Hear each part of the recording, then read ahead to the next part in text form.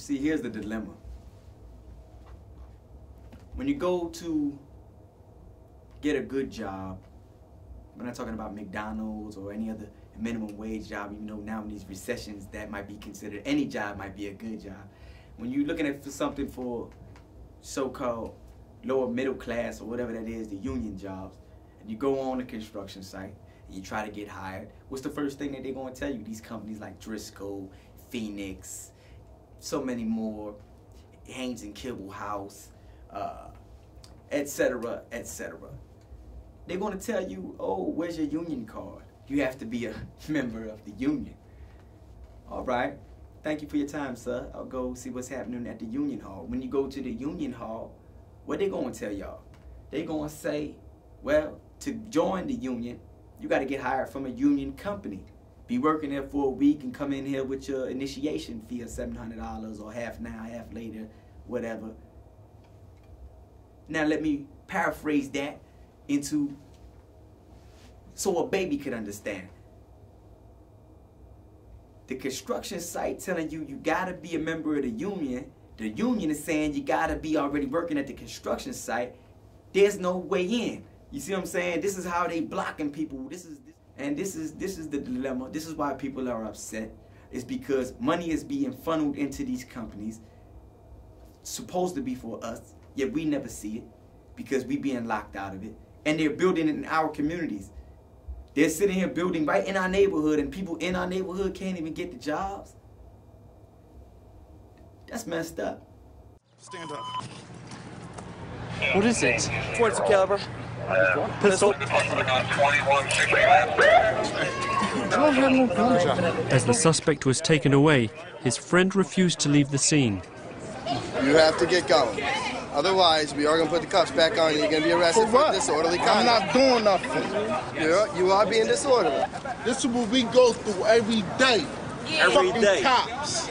They out of control. We took a gun off the street. We took a gun off the street, and we possibly saved someone's life. Yeah, y'all saved somebody's life. Yeah. Now, if he had shot him, you'd be mad at us. All right, well, let me ask you this.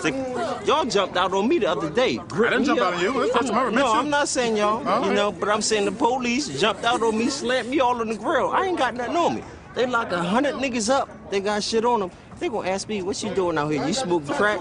I don't smoke crack. I work every day, you know? Right. But y'all got me gripped up. Got all these niggas gripped up, and then it's a big problem. Ain't no niggas up in here. Ain't no niggas up in here. Baby stuff.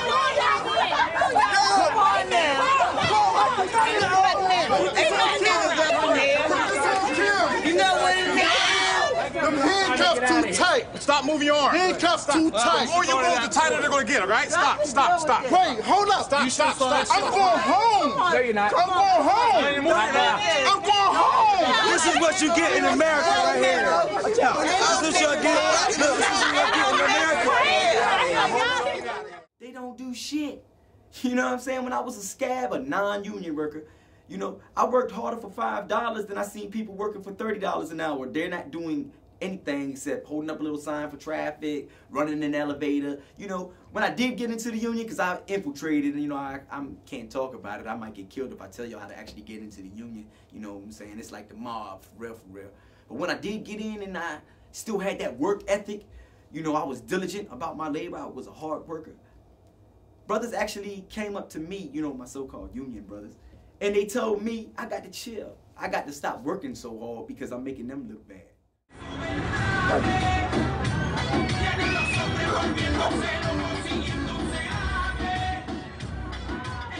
Although there are a lot of nice areas in Philadelphia, this is one of the more violent blocks in the city. What kind of crime do you see down here?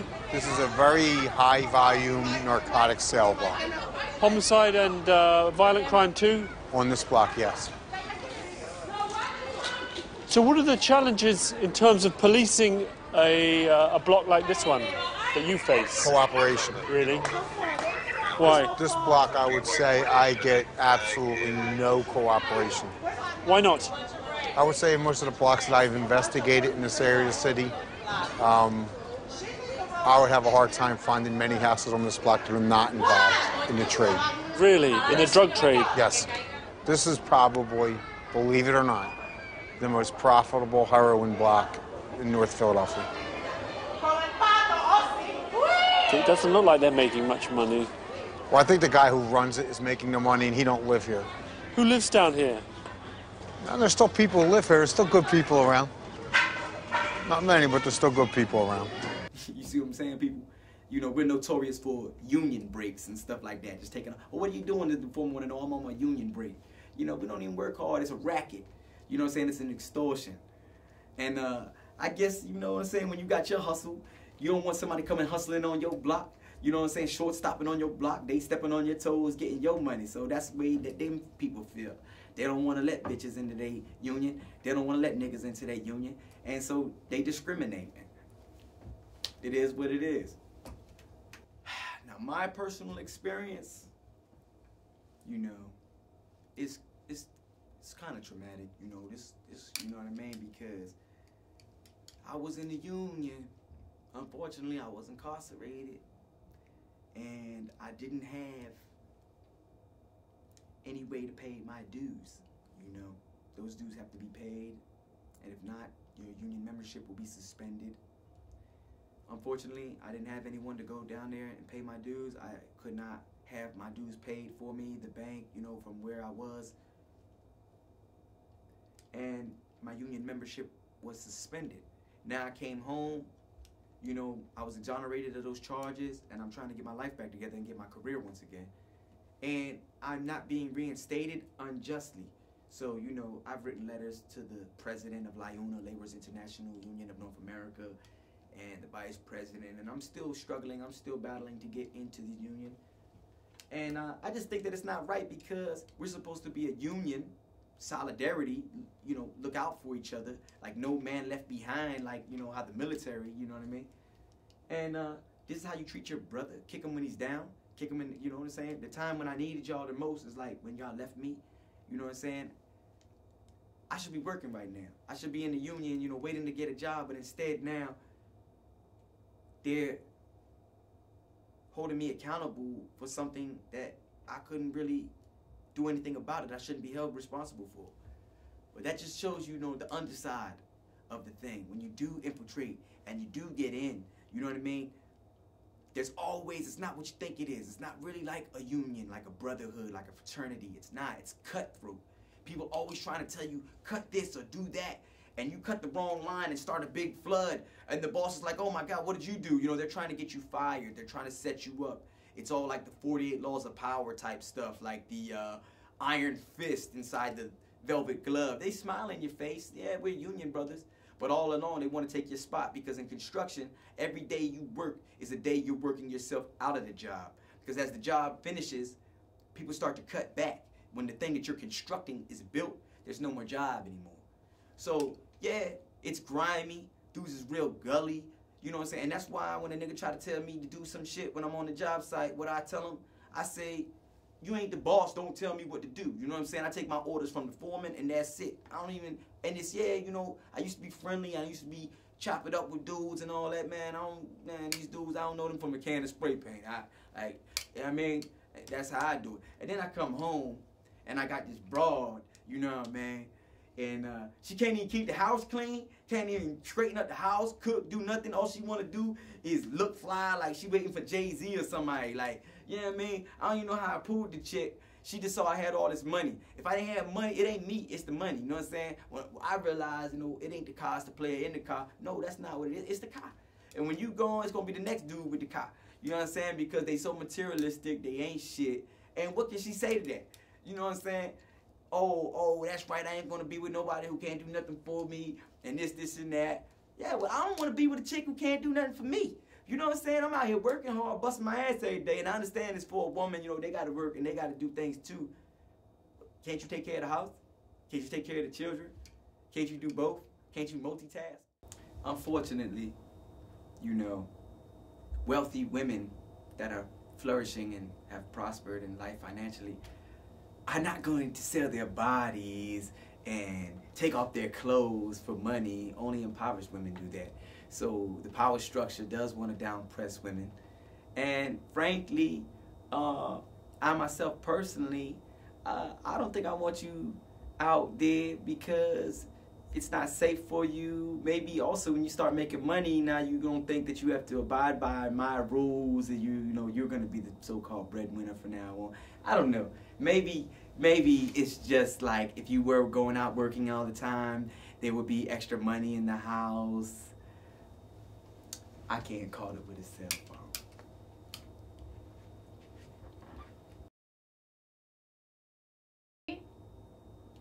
Can you have this seat? Miss, you wanted to stand up and fight for your rights. Now you want to sit down like Rosa Parks. Like, I don't know. Can you have this seat? I mean, like, I'm not going to. Go ahead, little mom. You got it. I'm going to let you sit down. You know what I'm saying? Boom. You got it. They are not. They want the major population centers wiped out so that the few that are left will be more easily controllable.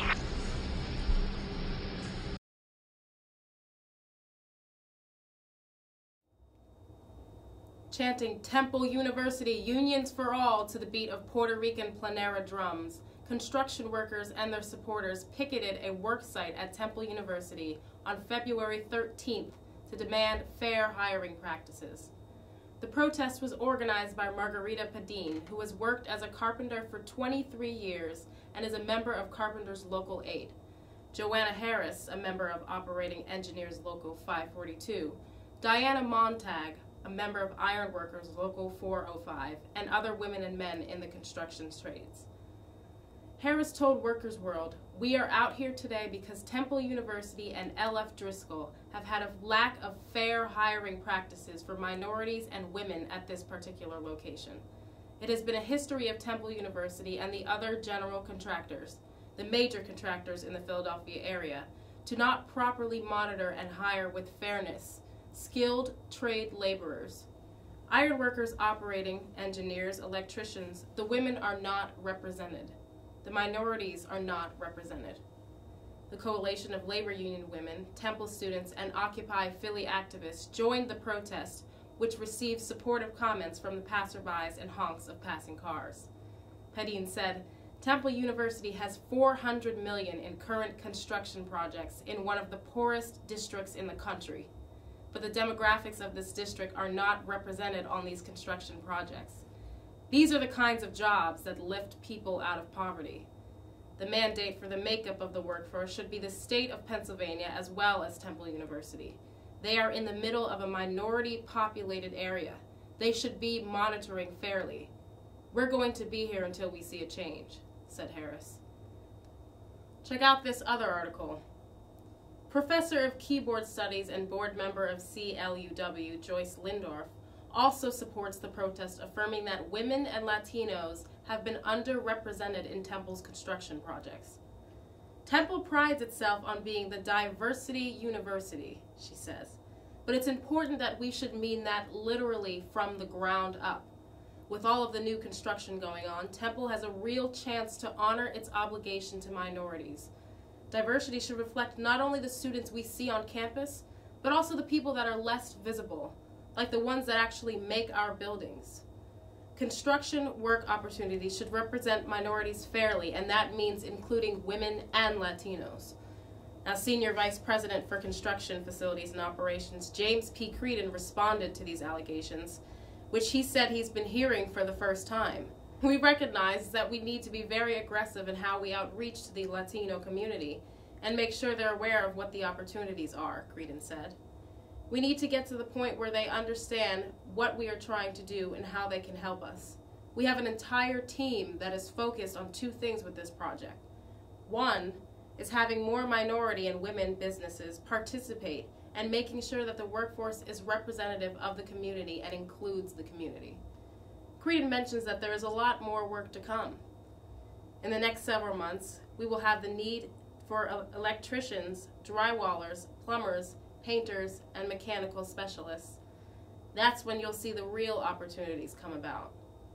CLUW and Occupy Temple plan to protest every Monday from 8 to 10 a.m. until workers representative of their group are hired.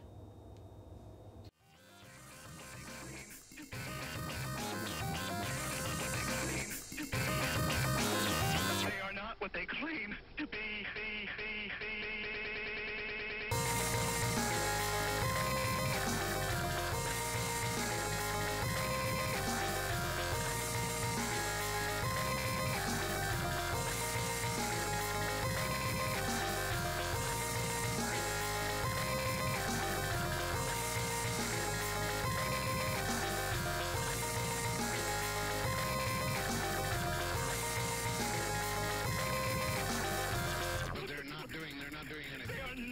They want the major population centers wiped out so that the few that are left will be more easily controllable.